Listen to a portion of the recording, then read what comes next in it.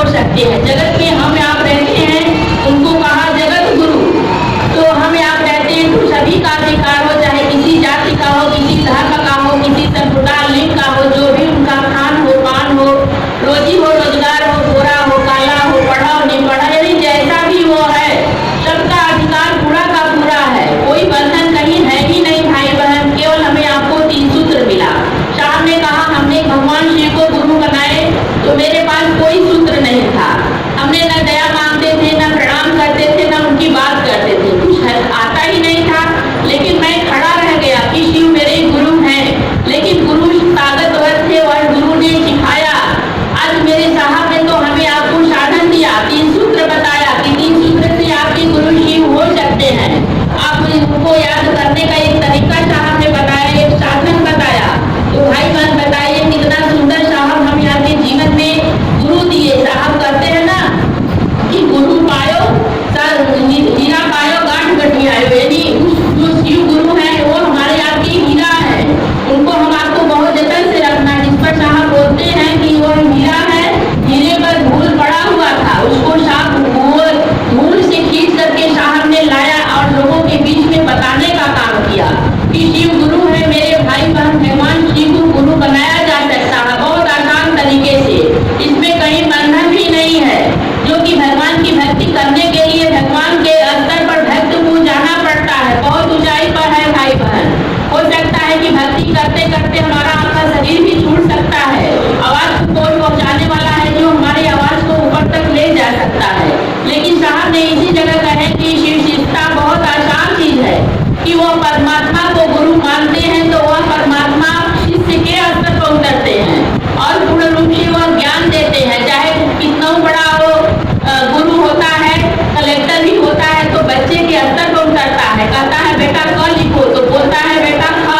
लेकिन उसको पढ़ाते हैं कि नहीं पढ़ाते हैं, पढ़ा करके फिर उसको ऊंचाई पर ले जाते हैं। ठीक उसी तरह हमारे आपके जीवन में महादेव गुरु मिले हैं जो कुछ सर्वगुण संपन्न है, जो इच्छा ज्ञान क्रिया चित आनंद के वथा सागर है। सब कुछ परमात्मा के ही शरण में है, आनंद ही आनंद उनके शरण में है भाई बहन। और हमें आपको बस एक रिश्ता बना लेना है। साहब ने कहे कि आइए गुरु का काम क्या होता है। गुरु जो ज्ञान देते हैं वहीं तक नहीं होता है। गुरु अपने शिष्य के पूरे जीवन की जिम्मेदारी लेते हैं, लौकिक पर लौकिक को संवारते हैं, शिष्य के स्तर पर उतरते हैं और शिष्य के मन को उठाकर ईश्वर से जोड़ देते हैं। यानी शिष्य के मन को उस ईश्वर से प्रेम करा देते हैं, यानी प्रेम के बीज को बो देते हैं, अंकुरित कर देते हैं। यानी जागरण मतलब कि उठाकर जो जगत के आकर्षक में हमारा आपका मन जो भ्रमण करता है, जो बेटा है, बंगला है, गाड़ी है, सब कुछ मांगता है, हमें आपको ज्ञान नहीं है। यह गुरु सिखाता है, इस मन को मोड़कर ईश्वर की तरफ ले जाता है। कहते हैं ना कि आपके जीवन में जैसा गुरु होगा वैसा आपके जीवन में उतरेगा परिणाम। गुरु शिव हम आपके जीवन में मिले हैं तो हमारे आपको मन को कैसा बनाएंगे, शिव बनाएंगे। यदि कहते हैं साहब की पॉकेट मार गुरु रहेगा तो कैसा बनाएगा आपको, पॉकेट मार बनाएगा। सिलाई का गुरु है तो कैसा बनाएगा, अच्छा अच्छा कटिंग करना सिखाएगा। हलवाई का गुरु है तो अच्छा अच्छा हलवाई मीठा बनाना सिखाएगा। अगर यहाँ शिव की बात कही जाती है, भगवान ईश्वर की बात कही जाती है तो इस जीव को शिव बनाते हैं। साहब कहते हैं कि अगर महादेव इस जगह आ जाएंगे, खड़े हो जाएंगे तो बताइए बच्चे से पूछेंगे कि बच्चा तुम्हें क्या चाहिए। बच्चा को जितना ज्ञान रहेगा वही मांगेगा। बच्चा टाफी मांगेगा, प्लास्टिक की गाड़ी मांगेगा, खिलौना मांगेगा, यदि जो उसको चाहेगा। उसको ज्ञान ही नहीं है। अगर वही बच्चा जब बड़ा हो जाता है तो उससे पूछिए कि बेटा तुम बचपन में खिलौना मांगते थे, प्लास्टिक की गाड़ी मांगते हैं, अब इसको लीजिए, तो वह उससे ज्ञान हो जाता है। तो वह सोचता है, उसका गुरु जब पढ़ाकर SDM OCR डॉक्टर के पद पर वो जाता है तो वह कहता नहीं, इससे मेरे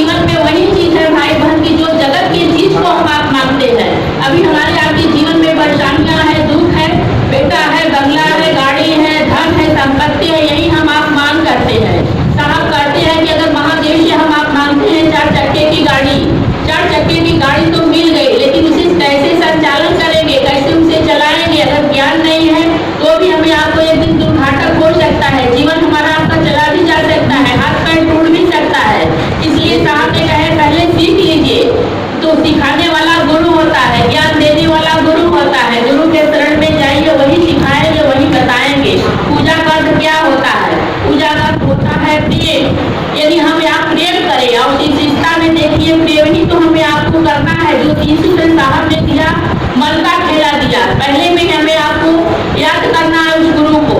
जो साहब ने पहला सूत्र बताया कि हे शिव आप मेरे गुरु हैं, यानी आपका पर्सनल गुरु, मेरा गुरु, अपना जो जगत का गुरु है। अभी दीदी बोली कि जगत के गुरु से क्या मायने रखता है, सार्वजनिक स्थल सबका होता है, उस पर हम आप कूड़े करकट करते हैं, बस को बस अपना नहीं समझते हैं, ट्रेन को ट्रेन नहीं समझते हैं, यानी कूड़ा करकट करते हैं। अपने घर को देखिए कैसे सफाई करते हैं, अपना विधि उसको बना लेते हैं, अपना नियम बना लेते हैं कि हमको साफ करना है, यानी वो अपना है। इसलिए साहब ने कहे कि उस महादेव को पहले अपना समझिए, और समझने के लिए साहब ने कहे हमें आपको श्रद्धा नहीं है, विश्वास नहीं है, समर्पण नहीं है, कुछ भी नहीं है, कुविश्वास है। हम आप महादेव को गाली भी देते हैं, लेकिन अगर गुरु आपके सही रहेंगे तो सही दिशा दिखाएंगे भाई बहन, आपकी दिशा और दशा को बदल सकते हैं। क्योंकि मेरे जीवन में दिशा और दशा बदली है, तो वो गुरु जो है भाई बहन आपको सब कुछ सिखाएंगे, बताएंगे। खड़े रहिए, केवल ये बात को सोचते रहिए, जो कि कहा गया पहला सूत्र कि हे शिव आप मेरे गुरु हैं, मैं आपकी शिष्या हूँ, वो शिष्य पर दया कर दीजिए, यानी आपका शिष्य बने और शिष्य बनाए, ये पासवर्ड है, इसको भूलना नहीं है। जैसे कहा जाता है कि पैसा निकालने के लिए एटीएम में अगर कोई एक अंक गलत हो जाता है तो आपके पैसा नहीं निकल सकता है। ठीक उसी तरह हमारा आपका जो महादेव को याद करने का तरीका साहब ने बताया, और कहा साहब ने कि महादेव को याद करने के लिए हर कामों में शामिल कर लीजिए, अपने हर कार्य में समेटिए। ये याद करने का तरीका साहब ने बताया कि जैसे घर से हम आप बाहर निकलते हैं तो अपने गुरु को प्रणाम करिए, महादेव मैं इस जगह जा रहा हूँ, महादेव मैं खाना बनाने जा रहा हूँ, झाड़ू लगाने जा रहा हूँ, ये काम करना होगा। अपने हर कामों में महादेव को शामिल करिए, समेटिए, यानी गुरु को याद करिए, उनको अपने काम के परिधि में रखिए। जैसे कहा गया कि 24 घंटे हमें आपको समय मिला है, जो कि 8 घंटे हम आप सोते हैं, 16 घंटा हमारा आपका बीतता है। 16 घंटे में हम अपने महादेव को कितना याद करते हैं, बताइए कितना लौकिकता में अपना जीवन बिताते हैं, कितना बेटा बंगला गाड़ी में बिताते हैं, कितना हम अपने गुरु की याद में बिताते हैं, कितना उनको हम नमन करते हैं, कितना गुरु की चर्चा में जाने के लिए मन जाता है, कितना याद करते हैं।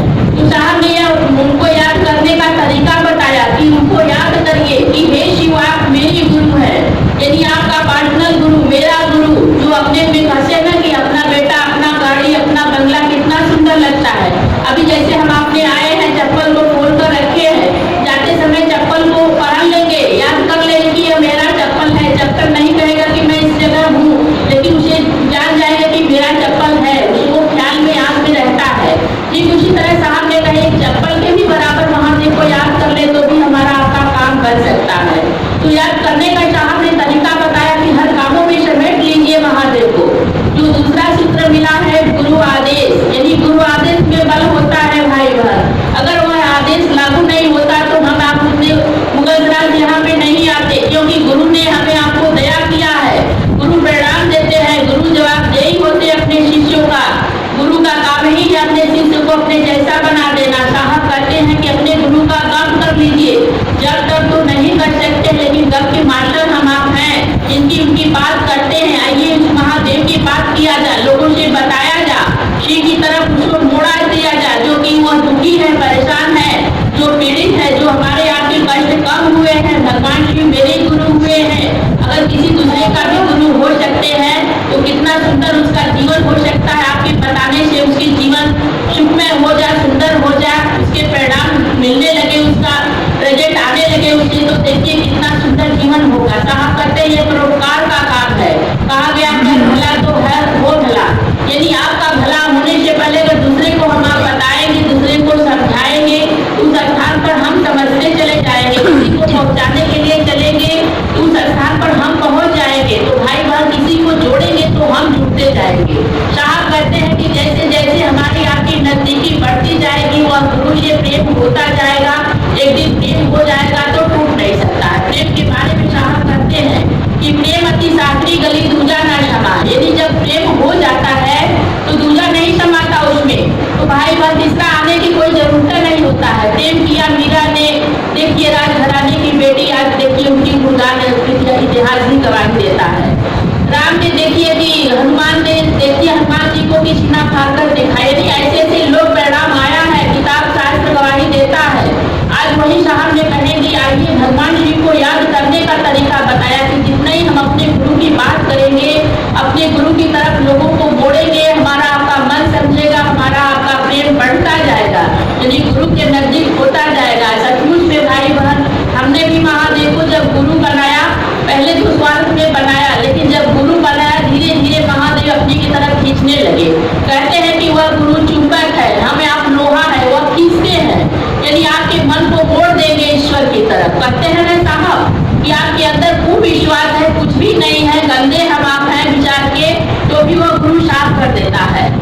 धोबी के पास जैसे कपड़े को लेकर हम आप जाते हैं तो गंदे कपड़े देते हैं, साफ कपड़े नहीं देते हैं। अगर हमारे प्राण श्रद्धा विश्वास सब कुछ रहेगा तो गुरु के पास जाएंगे क्यों? हमारे आपके पास कुछ भी नहीं रहता है तब ना गुरु मुझे साफ करेंगे, धोएंगे और उसे ले चलते हैं। तो वही चीज है भाई बहन कि हमारे आपके मन को धोकर ईश्वर की तरफ ले चलते हैं।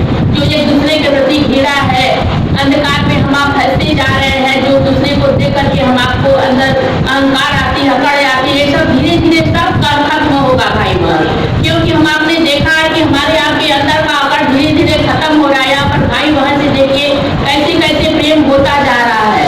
तो साहब कहें देखिए साहब माला फूल से नहीं जोड़े हमें आपको, बेलपत्र फूल माला से नहीं जोड़े, अपने से नहीं जोड़े हैं, महादेव से जोड़े हैं भाई बहन। ये बहुत हाईटेक पूजा इसको कहा गया कि जो एक शिव का शिष्य चलते फिरते एक मंदिर है।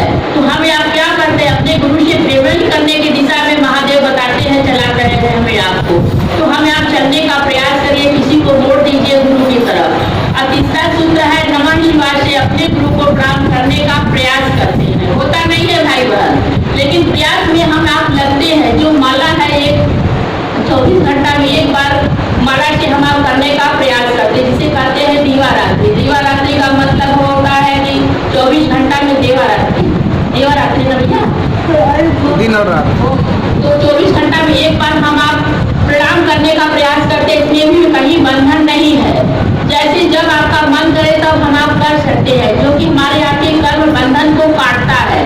और उसी जगह साहब ने इस माले को टुकड़ों टुकड़ों में भी करने का प्रयास किया। साहब ने कहा कि इस माले को भी टुकड़ों टुकड़ों में करिए। जैसे गुरु आपके ख्याल में याद में आते हैं, अपने गुरु को नमः शिवाय से प्रणाम कर लीजिए। एक ही बार याद आती है तो एक ही बार प्रणाम करिए। 2 बार ख्याल में आते हैं 2 बार करिए। ऐसे करने में हमें आपको 10 बार ख्याल आएंगे दिन भर में, 10 बार करेंगे तो 10 बार महादेव के शरण में यानी जाएगा मन्नत, वो प्रणाम हमें आपको अच्छा मिलेगा। साहब कहते हैं भाव जनित प्रणाम होना चाहिए, यानी लगे हमारा आपका मन समझे कि नहीं मैं अपने महादेव को प्रणाम कर रही हूँ, अपने गुरु को प्रणाम कर रही हूँ।